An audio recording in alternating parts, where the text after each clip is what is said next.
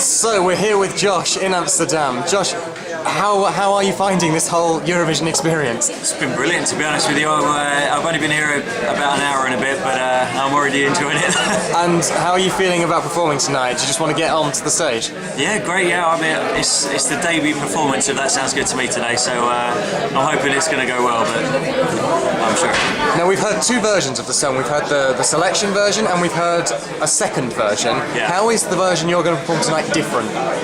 It's more suited to my style. There's a lot more instruments in it now. The drums are more punchy.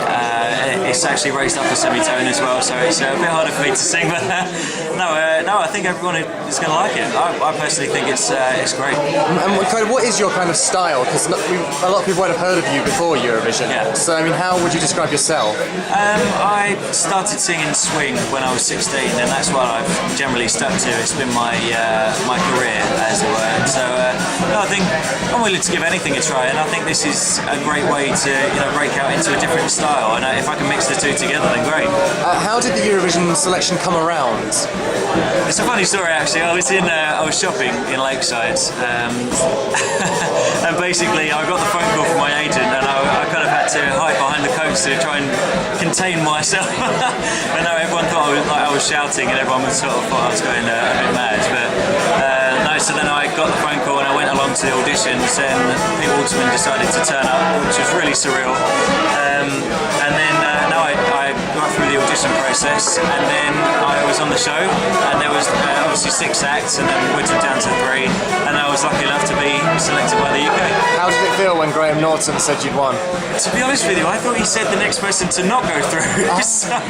So I literally, there was a couple of seconds before I realised that what he actually said, and it was just the best feeling. I mean, I looked down to see all my family in the audience, and they were all crying and laughing, and it was great. No, it's the best feeling I've had so far. Now you mentioned Pete Waterman. I guess you've been working with him and Mike Stock over the last few weeks to do the version. How is it working with those two? Oh, it's been so much fun. I was in the studio last Friday, and we were obviously recording the final version of the song, which I'll be performing tonight. And it's just a great laugh. There's such a relaxed atmosphere, and that's what I'm really about. I really love having fun, but also relaxing, and hard working.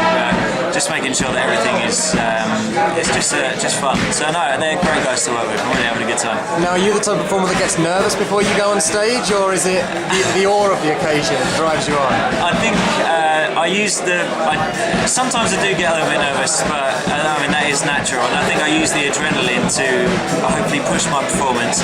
So tonight, as a debut, I'm going to try and give it everything I've got, and we'll hope for the best.